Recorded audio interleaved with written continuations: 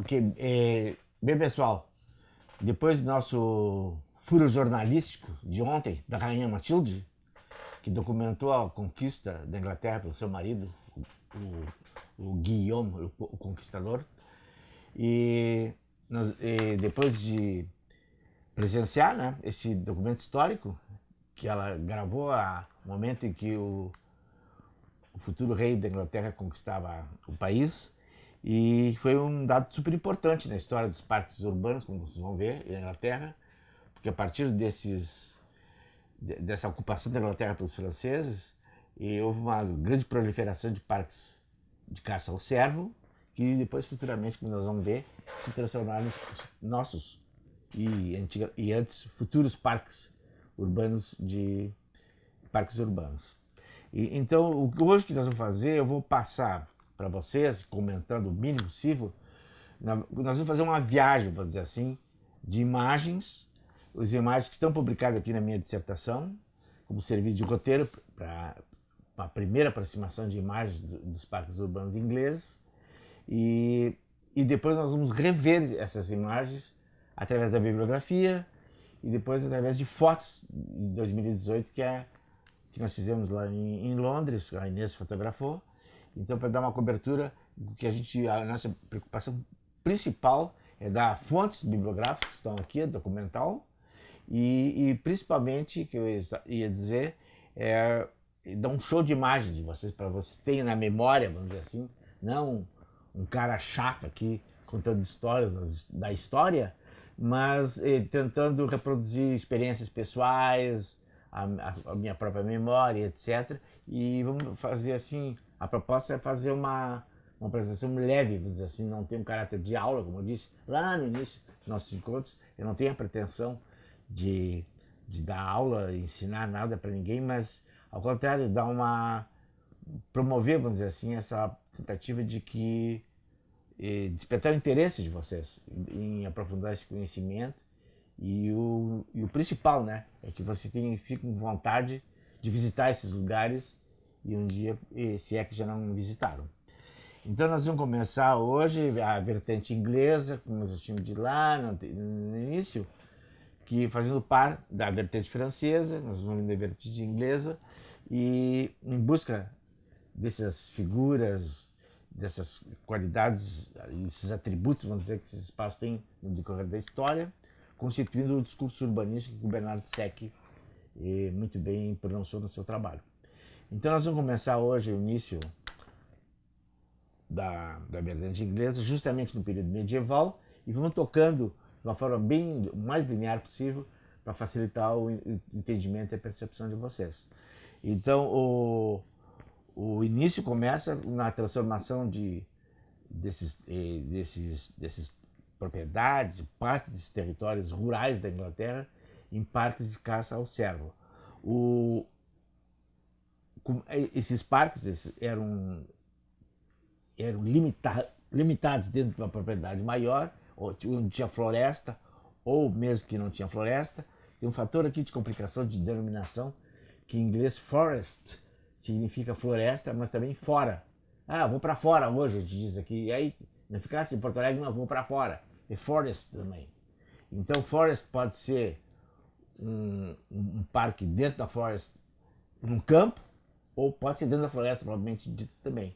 Então, quando a gente vai ver nas plantas antigas, principalmente, não tem a identificação de floresta, de vegetação, porque era assim mesmo. Então, nós vamos ver esse caso aqui, iniciar, é uma propriedade rural, chamada Aldenby. Importante que tudo está disponível na rede, inclusive o Gabriel fez uma pesquisa agora aqui. E essa propriedade é tombada pelo patrimônio, tem uma história muito grande, bonita. E se vocês quiserem, pode acessar diretamente. Até no texto da pesquisa, na Wikipedia, diz que Aldenby, o nome é facilitado para Oldby. Oldby. Então essa é a propriedade, Aldenby, e a propriedade, a sede... Opa. Não.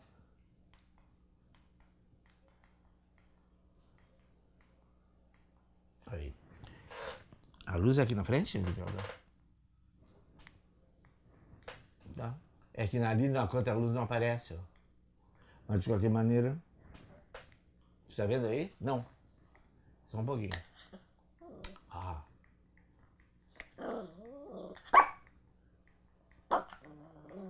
Peraí. Não, a luz aqui que não tá funcionando. Bosta, né?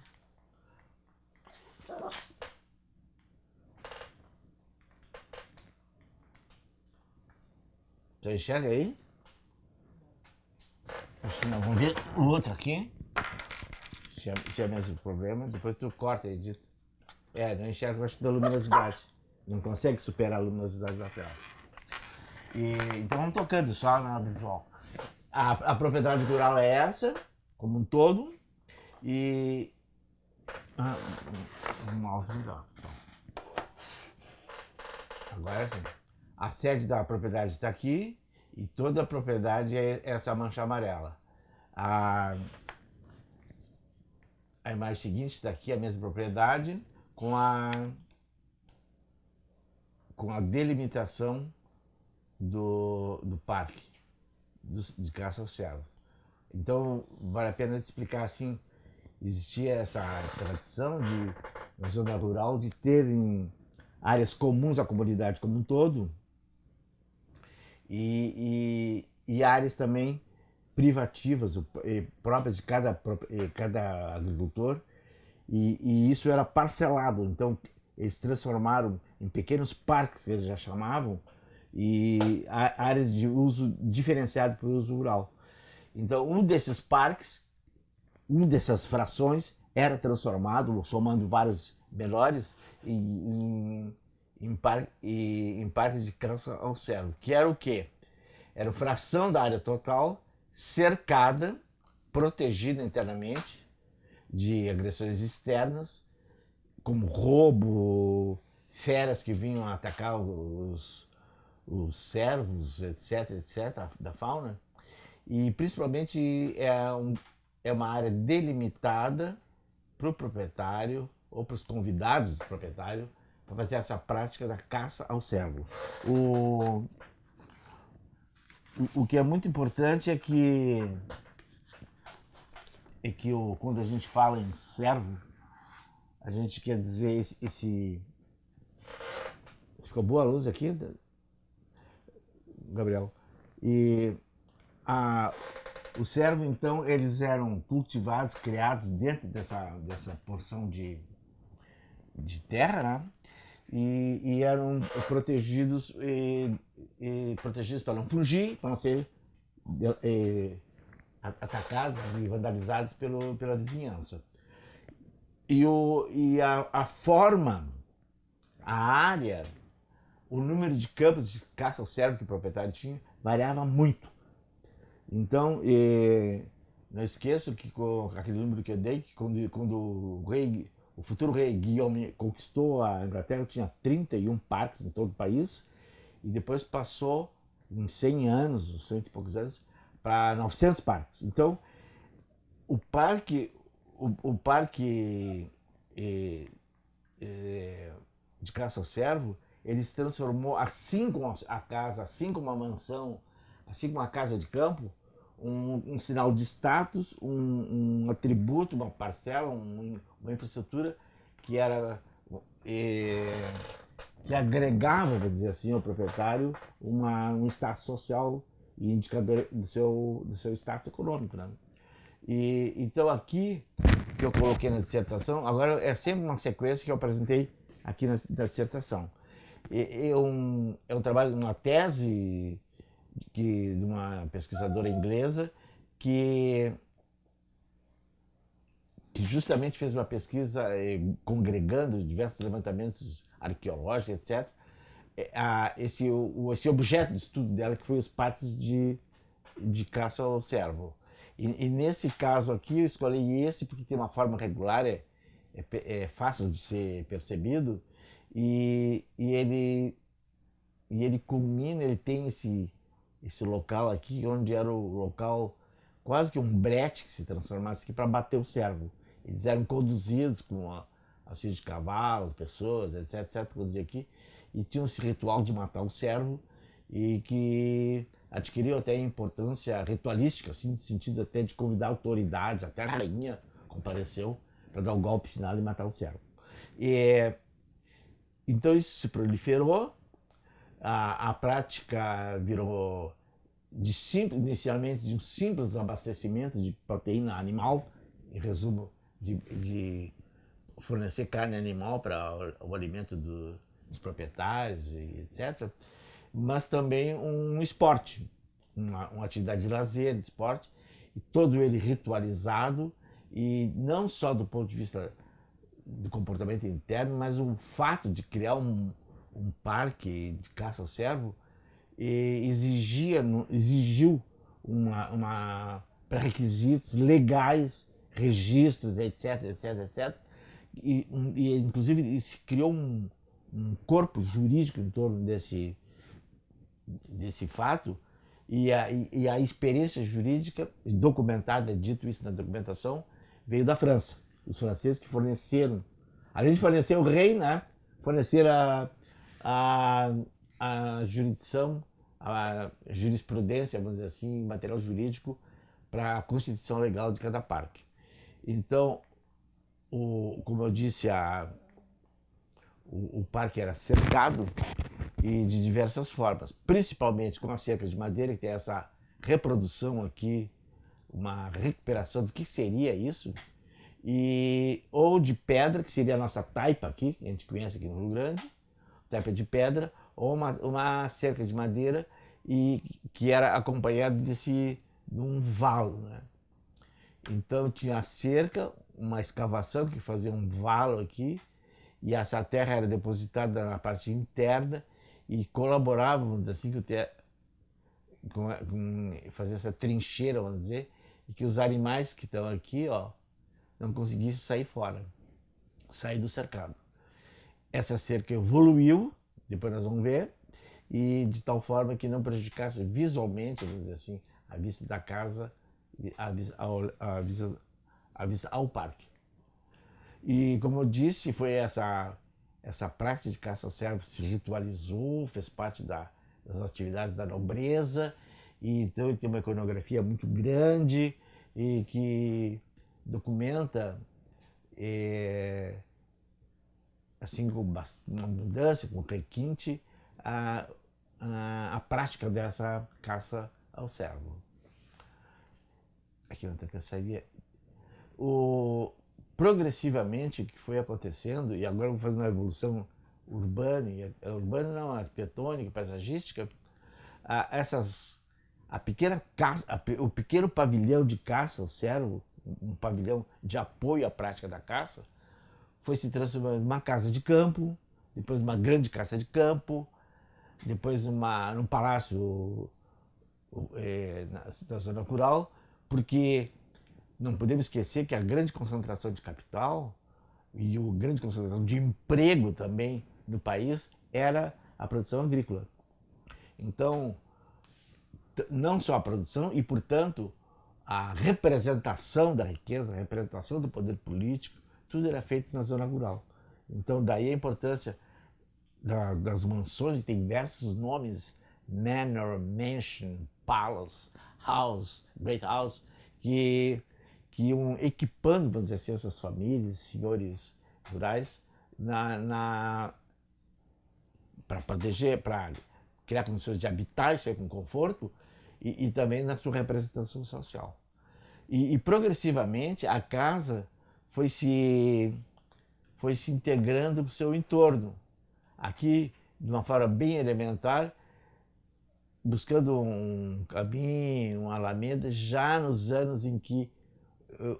E aí tem essa superposição de cronogramas, de temporais, de tempos, né, de coexistência, que estava se desenvolvendo na França o Jardim Barrault, que seria Vaux-le-Vicomte e finalmente Versailles, que essas ideias de construir um eixo foram ideias importadas da França e até com assessoramento futuramente de arquitetos e paisagistas franceses. Então, essa gravura demonstra isso. Tem outra aqui também interessante. o que mostra já a preocupação. Vocês olhem o porte da edificação do palácio, a casa senhorial, né? E a sua conexão embrionária de uma forma bem amadorística, vamos dizer assim, e não profissional, não profissionais de paisagismo, integrando, não só dando acesso ao parque, mas também uma integração plástica, paisagística do parque, com o parque. Essa conexão, vamos dizer assim, do palácio com o parque progrediu, e aqui com uma influência direta, vamos dizer assim, já bem grande. Estou fazendo uma associação linear. O parque está dentro, o palácio está dentro do parque que está cercado, e a partir do palácio propriamente dito, existe essa expansão, vamos dizer assim, patamares, parterre, que era o francês, canteiros, jardins, etc. E esses eixos de conexão, vamos dizer assim, da casa com o resto do parque. Aqui é importante esse exemplo aqui, que eu já tinha citado, o Southampton, é esse local que foi se transformar num parque urbano na região de Londres, e aqui tem a nítida influência da Piazza del Popolo, depois de Versalhes, e aqui influência de Versalhes direta aqui, na tal do tridente, o pat d'oie, que diz os franceses, pé de ganso, e influência direta, não só na criação desses patamares, terraços, jardins diferenciados e tal, como também esses novos eixos. Então tem muitos exemplos aqui na minha dissertação. Eu coloquei esse por diversas razões, pela importância, mas também porque permitiu, vou dizer assim, uma boa reprodução fotográfica, gráfica, uma reprodução da imagem. A influência da França foi tão grande que esse Wimpole, que é esse lugar aqui, no livro que eu tenho aqui, depois eu vou mostrar para vocês, ele está lado a lado da edição do livro. Na outra página, na página ao lado aqui, está Versalhes, uma vista similar, mostrando assim a influência direta, não é influência direta, não, de projeto com assessoramento francês, de criar uma nova Versalhes na Inglaterra. E sempre, vou dizer assim, lembrando que isso aqui está dentro de um parque, que ele é cercado, e que o objetivo dele é integrar, vou dizer, expandir a propriedade em direção à zona rural. Aqui o outro caso, que é super importante, nós vamos voltar e repetir, é aqui uma vista do Parque St. James, vista de hoje, Parque de Buckingham, o Palácio Real hoje. E essa reta aqui, esse eixo aqui linear do centro, é o mall, e aqui o Parque St. James, lá da Catedral de São Paulo. E então eu quero que vocês memorizem que aqui tem um mall e aqui tem um canal com água. Esse canal aqui vai se transformar numa etapa futura num lago com desenho informal, irregular, ao invés de manter esse lago retilíneo, paralelo praticamente ao eixo do mall, e na sua evolução do paisagismo inglês, ele vai fugir dessa tradição, dessa importação, vamos dizer assim, do modelo francês, e vai criar seu próprio modelo. Que eu não vou dizer agora, é para manter o suspenso da explanação, senão não vai ter graça. Essa ocupação chegou a tal ponto, assim, de paroxismo, que isso aqui é uma empresa de reflorestamento e adotou um paisagismo radical de ponta, que seria uma divisão ortogonal do território, com as vias de acesso e trabalho é apresentado isso como uma curiosidade. E paralelamente isso, de uma forma diversificada, de uma forma através de várias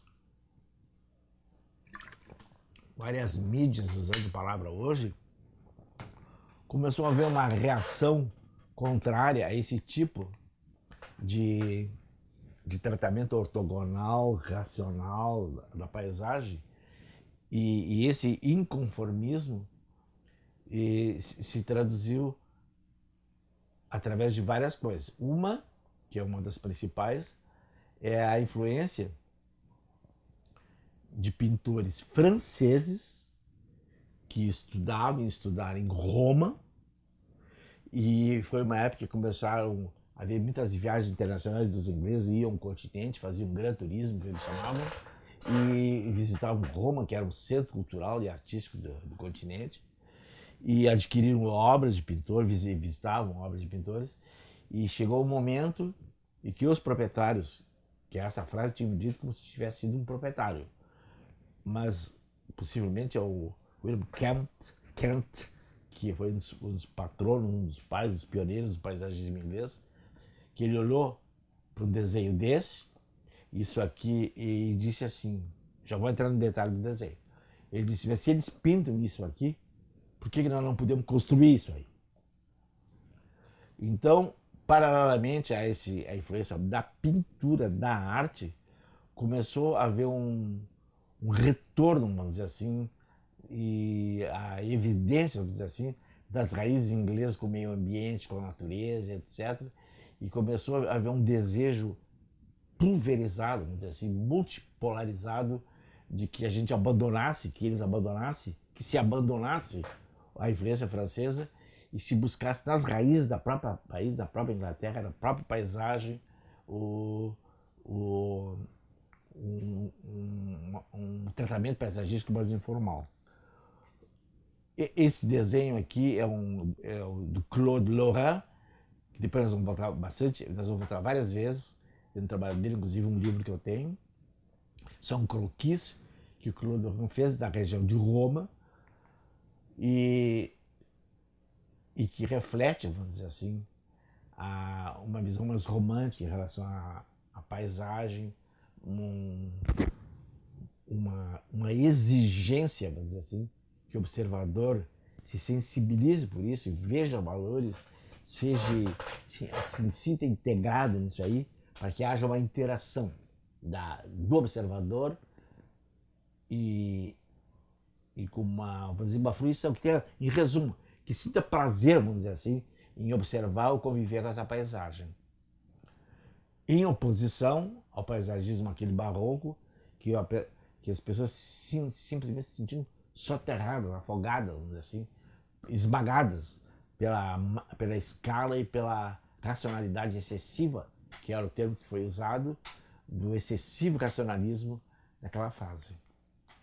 Então se sucede, aqui tem de novo uma pintura do Claude Lorrain, e aqui eu sempre me esqueço o nome, Herbert Robert, eu acho que é, e que reproduzindo aqui uma paisagem pintada pelo Claude Lorrain, nas imediações de Roma, e aqui uma pintura do Castle Ward, um dos primeiros parques que apareceram com essa visão não racionalista, que depois nós vamos nos referir em detalhe a eles, mas se nota, evidentemente, se observa, se constata, vamos dizer assim, a nítida influência da pintura na construção dos parques.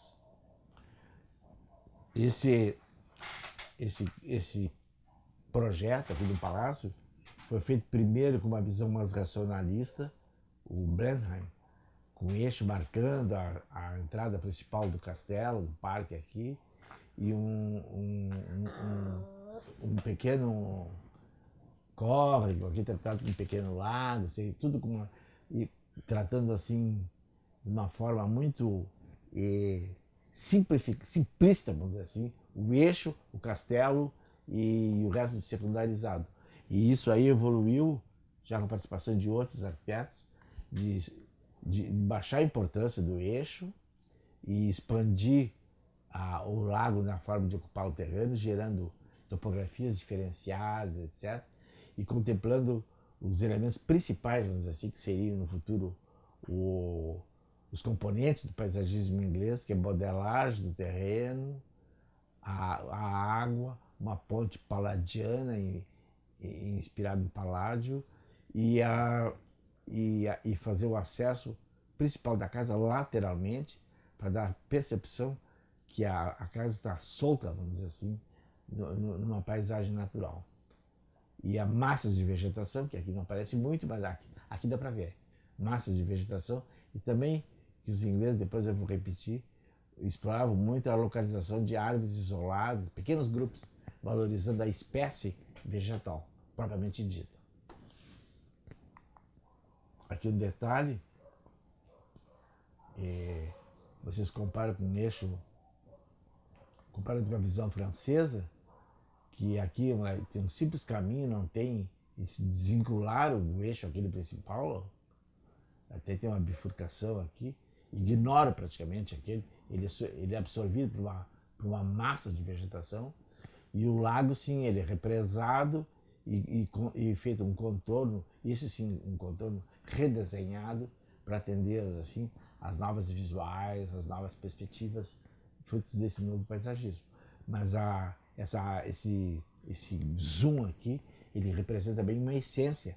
Depois nós vamos ver várias dessas, do castelo de Blenheim, que começou com um projetista e depois foi passando para a mão de outros, todos muito importantes.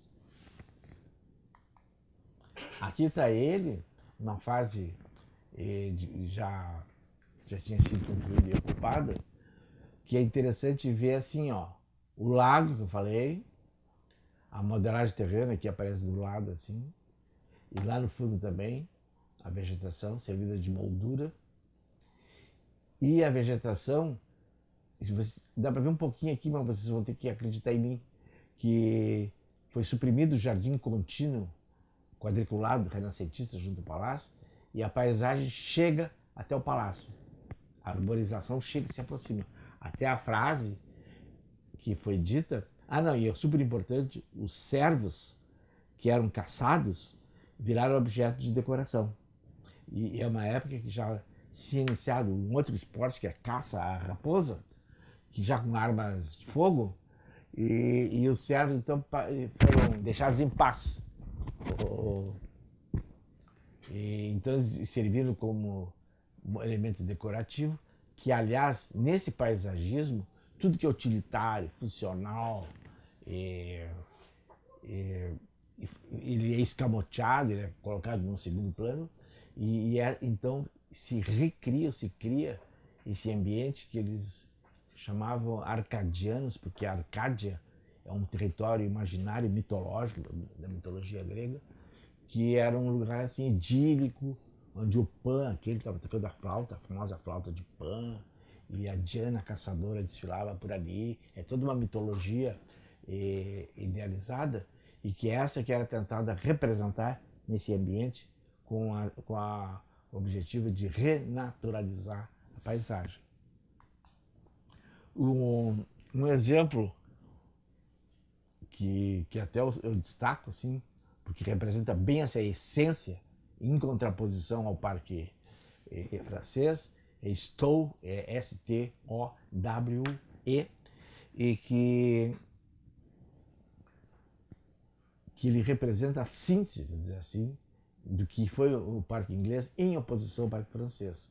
Aqui está o palácio, o eixo é substituído por um espaço gramado e que não tem um perfil rígido, ele sofre entradas, saídas, etc., até o lago, que ele é represado aqui e aqui, e tem uma ponte aqui, uma travessia, e então ele preenche esses requisitos que depois, mais tarde, nós vamos repetir, que era o repertório básico do Capability Brown, que era um burle marx deles, foi um dos paisagistas que mais produziu e tem uma produtividade muito grande. E depois nós vamos repetir esses nomes, que o repertório dele era assim, ó. Aquilo que era obstáculo, obstruía prejudicava a execução do projeto francês, tinha que ser plano, retilíneo, etc. Todos os acidentes topográficos eram levados em conta. Se diz na nossa linguagem de arquiteto, tomar partido desses obstáculos e ele transformar em elementos da composição ou elementos para contribuir para a formação da paisagem. Então aqui tem a modelagem do terreno, tem massas de vegetação, tem árvores isoladas, aqui aparece bem. Isso aí são intencionalmente eles usavam para valorizar essas espécies. Se tivesse um carvalho, por exemplo, que deixasse o carvalho sozinho, de grande porte, e que se ele se expandisse conforme a sua natureza e não ficasse submergido numa massa vegetal. E outra coisa também super importante, que eu não falei ainda, é que o parque teria permitir um anel, eles chamavam de ring, cinto, como se tivesse anéis para justamente permitir o passeio, as caminhadas, não só junto à área verde, aos campos, etc., mas na borda dos lagos, que ficou uma das características assim, super importante, que os usuários começaram a valorizar muito essa possibilidade de chegar na borda do lago e desfrutar dele praticamente com a possibilidade de colocar os pés dentro d'água, né? Então, esse Stowe, ele tem uma definição externa retilínea, porque ele faz limite com uma parte maior do parque da propriedade e como não existia mais a caça ao cervo aqui, outros tipos de caça que poderia eventualmente ver eram feitos na parte externa já do parque ligado ao palácio. Então isso é super importante, que aqui existe uma integração do palácio com o jardim e desaparece, ou com o parque, e desaparece o jardim, como tinha em Versalhes, o palácio, o jardim quadriculado, depois o parque. Então aqui se transforma numa grande unidade, esse era o objetivo, e tirando a monumentalidade do palácio de uma forma assim de atenuar, amenizar o acesso, suas relações com o espaço externo. Aqui aquele Castle Howard que eu falei, que e vou voltar de novo, que basicamente era isso. Então isso aqui foram dedicados a cada grande edificação um tema da verdade, outro tema da rainha, da deusa, não sei de que, etc. E aqui tem um outro aqui atrás, ó. E então o que era a solução do parque? Nós vamos voltar depois no detalhe. É o lago, uma série de prédios importantes, uma ponte, a vegetação informal, tudo integrado por um caminho, que era exatamente a organização territorial do Parque Chinês, que foi importado, vamos dizer assim, na França. Eu citei o caso da correspondência dos padres jesuítas. Aqui a influência inglesa teve um start, assim, a pedra inicial do Parque Inglês foi um ensaísta, um intelectual, William Temple, que ele era diplomata, também tinha trabalhado na Bélgica, em Bruxelas e Haia, e ele teve notícias através de obras de arte, de visitantes, dessa estrutura, vamos dizer assim, do Parque Chinês, do Jardim Chinês. Então ele repassou, vamos dizer assim, essa concepção. E um arquiteto inglês, que eu vou voltar depois de falar nele, o William Chambers, foi 3 vezes à China para verificar essa estrutura, eles reproduziram aqui. Tem outros parques que aparecem com mais ênfase isso, que eu vou mostrar mais adiante. Aqui novamente aparece, ó, as grandes os grandes elementos arquitetônicos na paisagem e a informalidade, a vegetação, dando a impressão, vamos dizer assim, que foram castelos e prédios plantados na natureza, mas ao contrário, tudo foi pensado de uma forma orgânica e harmônica. Harmônica em relação aos seus princípios, né? Outra coisa também que foi super importante no paisagismo inglês, que além dessa informalidade, foi importado da China em parte e depois foi revalorizado, a colocação de objetos que como se fossem antigos. Até em francês chamava antique, quer dizer, antiguidades, para incutir, agregar a esse espaço a noção de tempo. Falsamente agregado, né? E então as pessoas começaram a colocar objetos. Nós vimos na França, no Parque Monceau, por exemplo, tinha a pirâmide, a pessoa veio aqui também. E essas relíquias, entre aspas, pré-fabricadas, eram encomendadas e eram inseridas nessa paisagem formal, como foi o repertório que eu falei antes, e de acordo com a criatividade, entre aspas, do arquiteto e do cliente. Nesse caso aqui, o cara encomendou, tinha um catálogo pelo como é que chama? O Mercado Livre. Passa um WhatsApp para o Mercado Livre e diz assim: eu quero uma torrezinha, uma ruína, um resto de ruína de uma abadia gótica. E o cara mandava imediatamente pela internet: tá bom esse aqui? O cara, tá ótimo. Me manda esse aqui que eu já vou escolher um lugar bonito para ele. E colocava ali uma ruína que já vinha pré-fabricada, aos pedaços, evidentemente, era montada. Aqui está a cúpula, uma abóbada, vamos dizer assim, encostada no chão. E eles povoavam em lugares estratégicos para compor com a paisagem, com o ambiente, para enquadrar a paisagem, enquadrar uma visual, parte natureza, parte construída, e colocando essas antiguidades, que eram muito valorizadas. E coexistia com a visão rural, assim, campestre, né? As mulheres carregando coisas na cabeça, as ovelhinhas, etc. O claro, o escuro, a luz e a escuridão, as coisas mais misteriosas. E que hoje nosso gosto, evidentemente, e carregado com uma certa ironia, né? E a gente acha ridículo, né? Isso aí. Mas, na verdade, isso era uma coisa levada muito a sério. Muito custosa, né? São operações muito...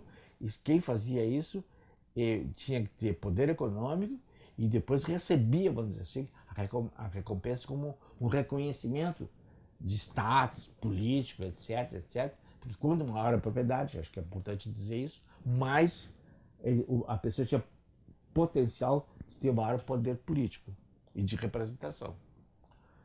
Acontece aqui um detalhe, que essa coexistência do palácio, da casa, com o Parque dos Servos, trazia esse inconveniente aqui, que os servos ficavam muito perto, ameaçando a casa, ou essa cerca que eles colocavam para evitar isso, e prejudicava a vista. Então ele foi inventado um dispositivo que não permitisse que os servos invadissem o jardim e que não tivesse uma obstrução visual. Isso eles chamaram de ha-ha. Eu vou fazer um pouquinho rápido do que era aqui. Depois, depois o Gabriel foca bem para nós.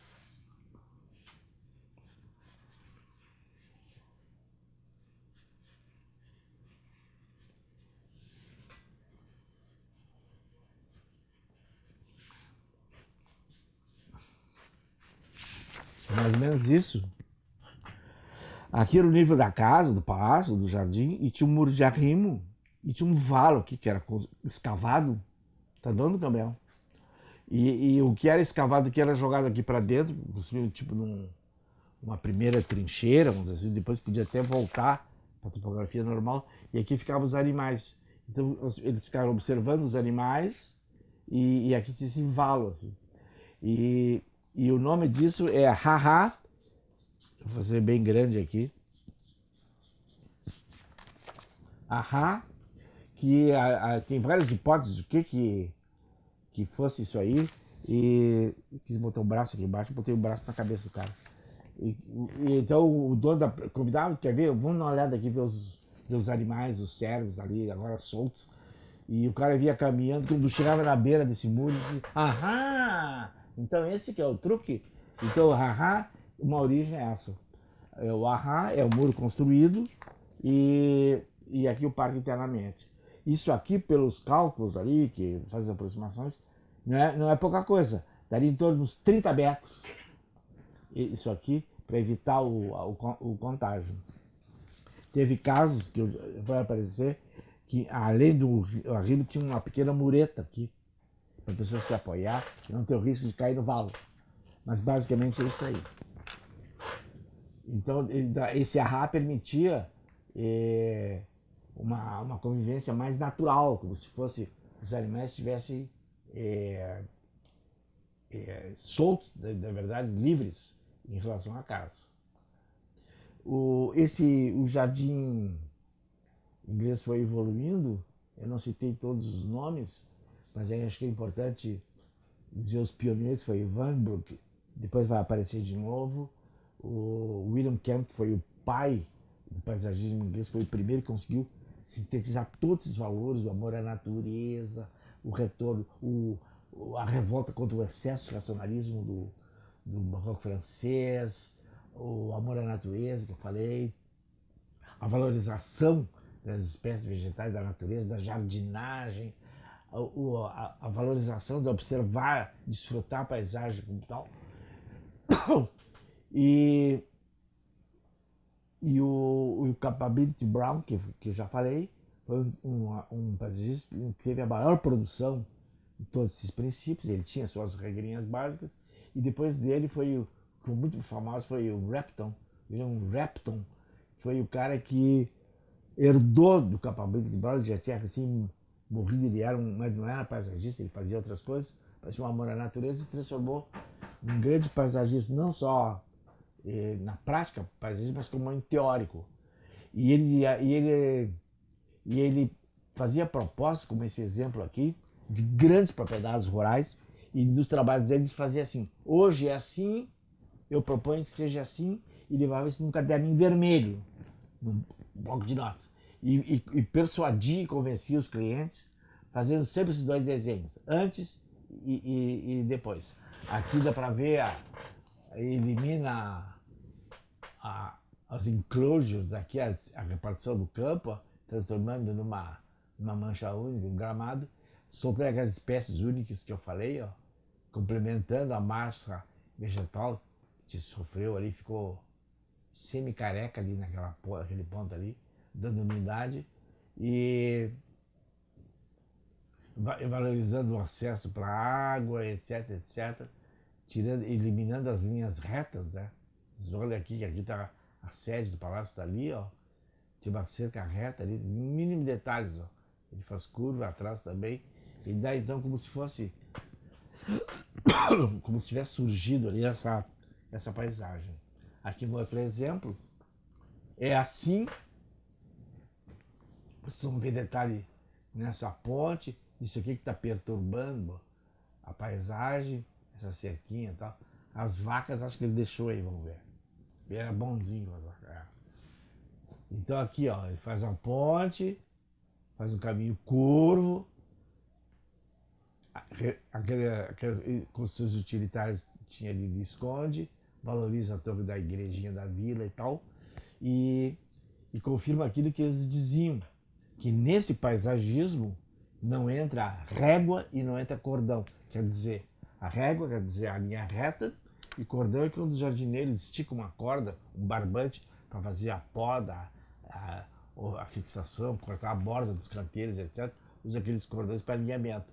Então, nesse caso aqui, a linha reta, vamos dizer assim, ficaria proibida nessa nova paisagem e era tudo feito dessa forma irregular, que é o termo que eles usavam, e valorizando, novamente, vou falar com espécies vegetais, indivíduos vegetais, como se diz, né?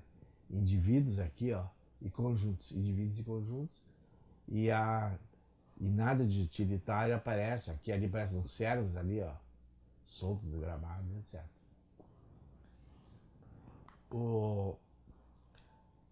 Aqui nós vamos voltar para Londres, que eu vou mostrar para vocês. Isso aqui vocês se lembram que eu disse, preste bem atenção. Nós vamos olhar o Parque St. James, daqui onde é hoje o Castelo Buckingham, que era o Palácio da Rainha, aqui, Queen's Palace. E olhando para lá, naquele sentido daqui. E também eu mostrei, insisti que vocês se lembraram de um canal que tinha de água aqui, ó. E a linha reta do mall e a linha reta do canal.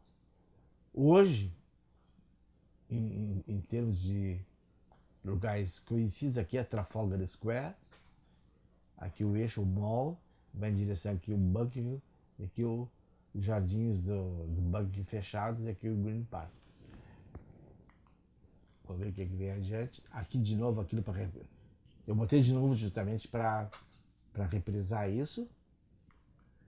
Aqui um detalhe, uma pintura, onde aparece o futuro mall. E aqui, ó, tem uma cancha, tinha um esporte que era linear aqui, que era chamado Pall Mall. Daí que vem o nome. Esse Pall Mall, eles importaram da França, que chamavam Paye Meille, que é Paye é palha, e Meille é...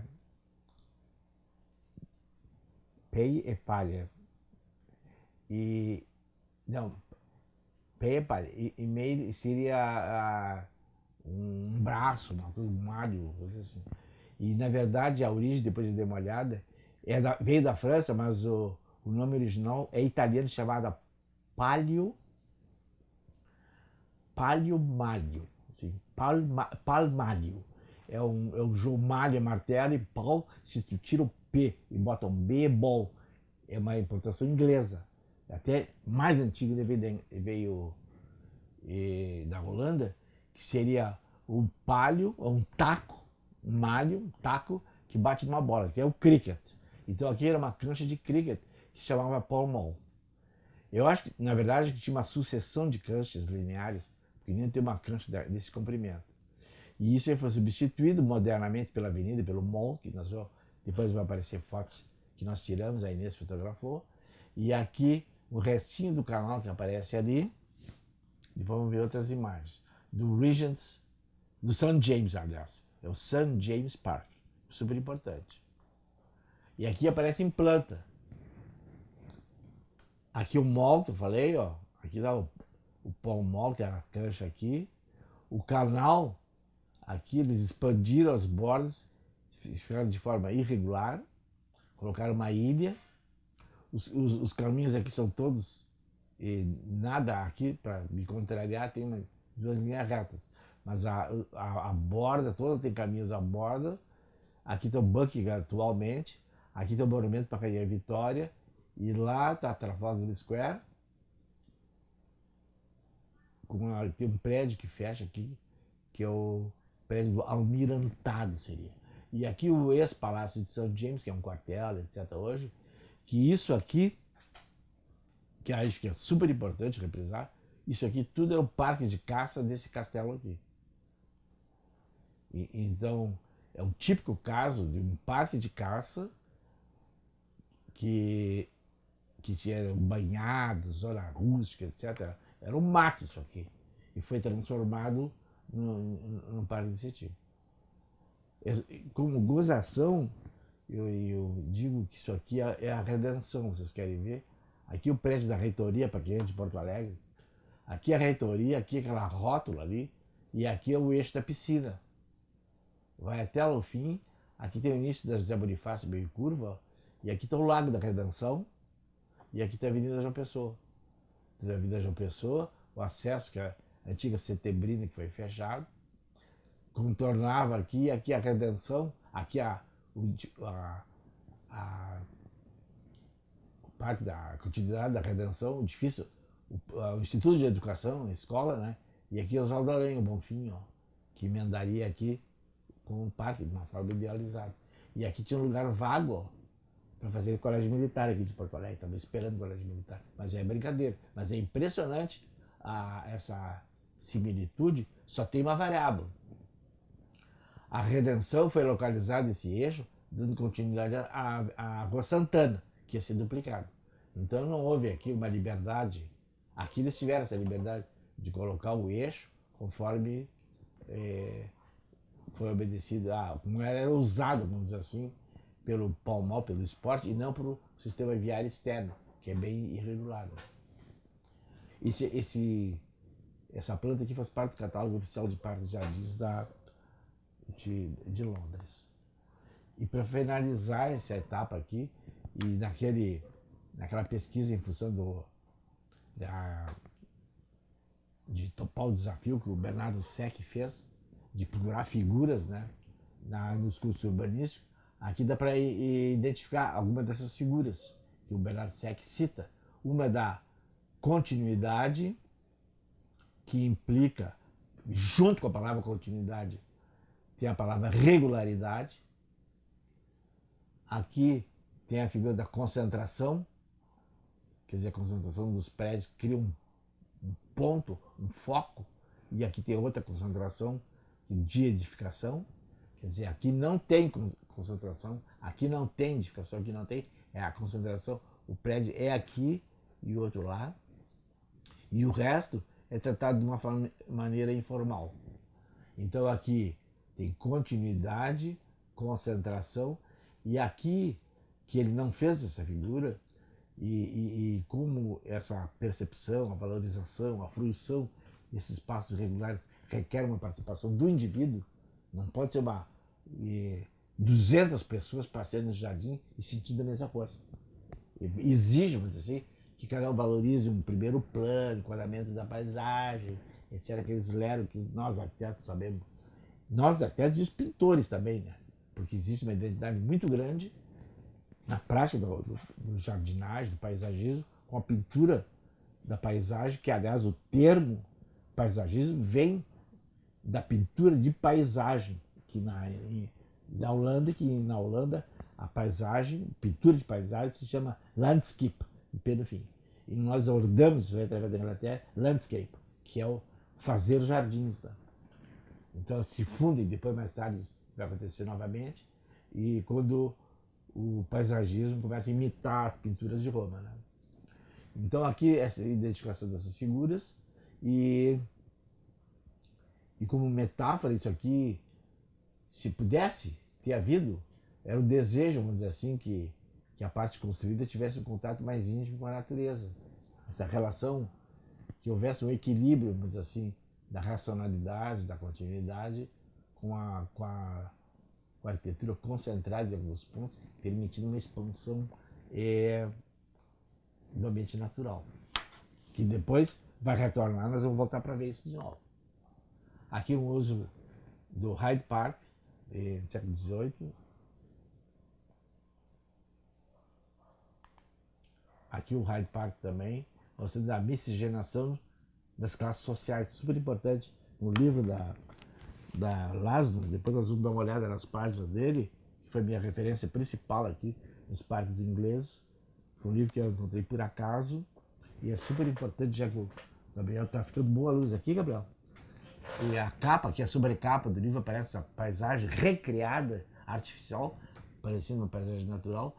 E na outra contracapa, ela ilustrou com um jardim atual,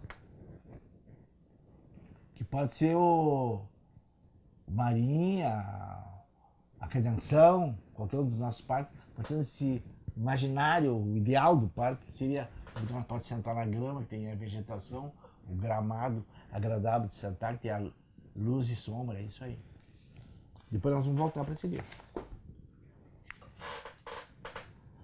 Aqui é no Regent Park, é uma foto que eu tirei de Jellicoe, depois vai aparecer de novo também.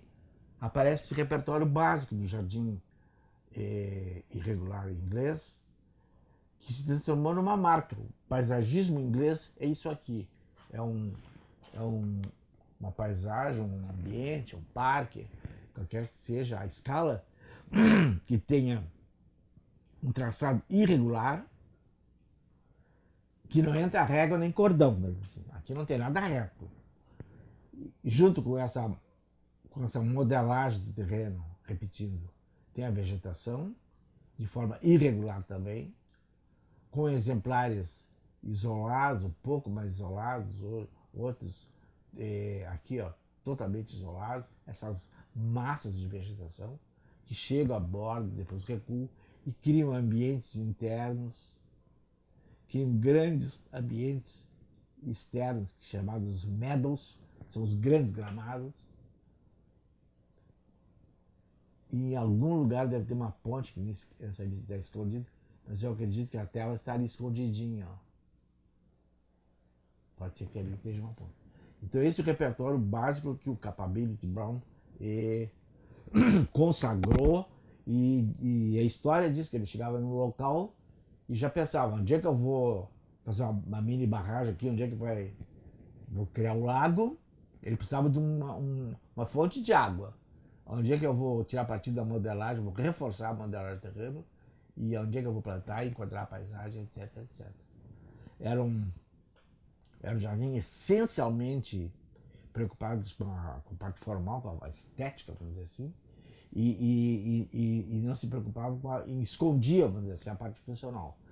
Aquele das Antiques, aqueles parques que eu mostrei antes, que apareceu aquela torre gótica, e depois teve uma influência muito importante chinesa, que o Chambers, aquele arquiteto que eu falei, ele chegou a construir, tá, até hoje existe, no Kew Gardens em Londres, que é o Jardim Botânico de Londres, um pagode chinês de não sei quantos andares, 10 andares, uma loucura. E houve uma querela, tem no livro aí, que o Chambers falou, paisagismo que o Brown faz aí é uma barbada. Modela um pouquinho o terreno ali, planta umas árvorezinhas, faz um laguinho e diz que isso é paisagem. Paisagem é onde tem pontos de interesse, memória afetiva, cultural, memória, um olhar para o passado, etc, etc. Aquele esclero historicista, né? E o Capability Brown, ele era essencialmente uma preocupação formal, e tanto sucesso teve, depois nós vamos voltar de novo, que até hoje, quando fazem no imaginário das pessoas, tem pesquisas feitas nos Estados Unidos e em parte aqui no Brasil também, o que é um parque para ti? As pessoas dizem, o parque para mim é isso aqui, ó. Tem um laguinho, a gente passa sentar na grama, com sombra e tal, sabe? Um caminhozinho para caminhar na borda do lago, sempre aparece esse negócio da borda do lago, sabe? E, então isso é uma coisa muito recorrente, e a característica principal, uma das características principais desse parque irregular é a irregularidade, justamente isso. É infindável, não existe uma padronização. Então isso, por um lado, permite uma grande liberdade de concepção, uma dificuldade de querer classificar isso, se bem que houve tentativas. Um teoricista e crítico, tá na bibliografia, tá numa dissertação, Whipple, o Atelier, o nome dele, que eu confundo os dois nomes, ele diz que os parques esses tiveram 3 tendências. Uma é de estetizar a área produtiva. Quer dizer, por que uma fazenda não pode ter critérios estéticos, fazer uma arborização bonita, etc. Então fica só aqueles veados, aquele cérebro pastando ali. Qual é o mal ter gado ali? Qual é o mal ter uma horta, etc, etc. Ela não teve um sucesso inicial, algumas empresas, alguns empresários, e depois viram o alto custo de manutenção disso, né? Porque tinha que fazer manutenção. E foi descartado. Uma segunda hipótese foi de manter a natureza como é e reproduzir o parque o mais possível como é a natureza. Seria hoje assim um radicalismo ambientalista, assim, não se toca em nada, deixa tudo como está. Só que para quem pinta dá certo, porque tu pinta aquilo uma vez, faz o croquis, na tela fica perenizado, fica constante. Mas a natureza vai crescendo, é isso, cai galho, em resumo, precisa uma manutenção para preservar a natureza espontânea. E que era um custo assim impossível de desmanter, né? E impossível porque era difícil manter uma árvore, impedir que a árvore cresça, sabe? E a outra terceira linha é justamente essa, é chamado Landscape Garden, Landscaped, um jardim paisajado. Então a frase, dito entre aspas, é assim: como os franceses ajardinaram a paisagem, quer dizer, Versalhes atropelou a natureza, o jardim, a paisagem foi ajardinada com aquele eixo, com aquele racionalismo. E aqui foi o contrário. A natureza que veio e invadiu o jardim e se transformou tudo numa paisagem. Não só nesse sentido mais macro, mas também, como essa capa aqui da Laszlo representa, que eles criaram, isso também é super importante que eu não tinha falado, mini paisagens, sabe? Dentro da recuperação, na reformulação dessa paisagem, eles recriaram algumas paisagens, a ponto de construir uma mini vila medieval dentro de um parque muito grande. E depois teve outros casos, que eu não quero ser repetitivo, que vai aparecer isso de uma forma bem radical. E aqui eu fiz na minha dissertação, isso faz parte, eu fiz uns croquis para rememorizar o que nós falamos. Aqui nós temos um pavilhão de caça improvisado, um parque de caça aos cervos isolado da propriedade como um todo, cercado. Depois o pavilhão de caça se desenvolve e cria um jardim na frente. E aqui o parque de caça ao cervo aparece parcialmente aqui, cercado aqui e aqui. E aqui na frente desse tracejado está o Ahá, que elimina essa barreira entre o parque e o castelo, e o palácio, não é castelo.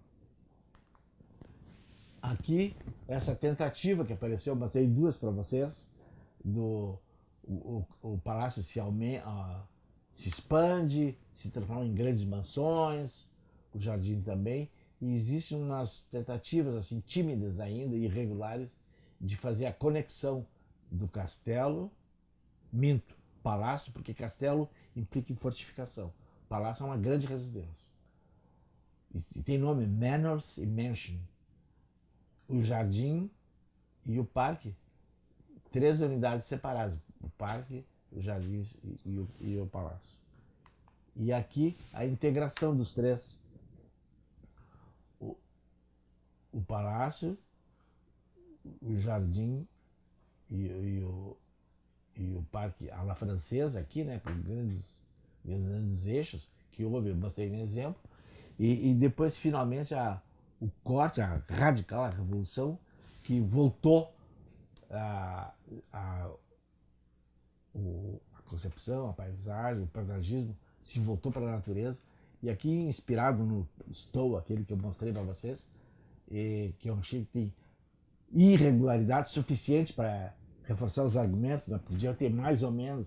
Aí eu ia ficar mal aqui, explicando uma coisa e aparecendo outra. Então, esse caso do Stowe aqui é muito representativo, também fácil de desenhar, né? E então eu desenhei isso aí mostrando assim, refazendo aqui o eixo, como é que se reduziu irregular, o lago lá no fundo foi represado e essa massa de vegetação em grande superfície, entre aspas, tá? Aqui uma grande, depois pequenos ambientes, etc, etc. Então acho que a pretensão, vamos dizer assim, que esse diagrama aqui seja a síntese, assim, do que é o jardim inglês. Claro que eu fiz um esforço aqui para sintetizar e para reforçar o que a gente viu, falou agora. Nós vamos mostrar agora, fazer uma viagem, um passeio pela bibliografia. Eu vou folhear para vocês, em vez de dar um exemplo, vai aparecer 2, 3 exemplos de cada etapa, e outras coisas eventualmente que aparecerem aqui.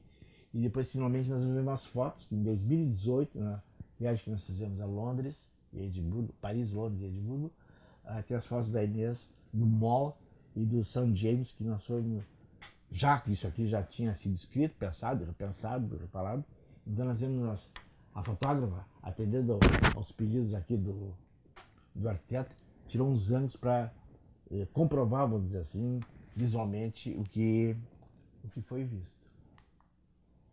Então isso aqui é outra coisa, depois nós vamos falar sobre isso.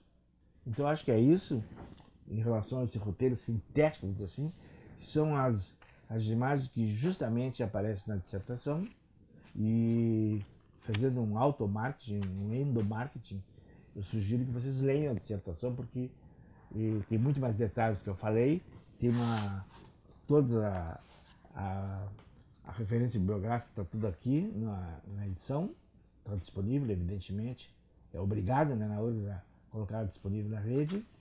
E outra coisa que também já falei antes, vou falar de novo, é que, por sorte, porque eu fui décadas acumulando bibliografia, 90,9% dos livros que eu usei na dissertação, tenho aqui em casa, tinha e tenho, e coloco à disposição de quem quiser. Só não presto, porque para evitar tragédias que me aconteceram, de emprestar e os livros não voltarem, mas vem para cá, pode ler aqui, pode fotografar, pode escanear. Se eu posso ir numa copiadora servindo de guarda-costas para ver se o cara volta, não leva embora o livro. Mas falando sério, eu coloco totalmente à disposição, e é uma maneira, vamos dizer assim, de que eu sinto, na verdade, assim, de fazer essa retribuição, que eu estudei, sou filho da escola pública, né? Juí e URGS, a minha história simplesmente é essa. E na URGS também, na Universidade Federal, gratuito, fiz mestrado gratuito, e na frente aqui de casa, inclusive. E então eu quero retribuir gosto de retribuir sinto prazer em retribuir essa oportunidade que eu tive, oferecendo agora, já colocando à disposição uma dissertação, e como nós divulgar esses nossos encontros aqui também, eu acredito, que eu sinto pelo menos, e que seja uma forma de eu retribuir, e que não seja uma retribuição chata, né? Foi meio que nem os artistas, muito aburrida, muito aborrecente, né?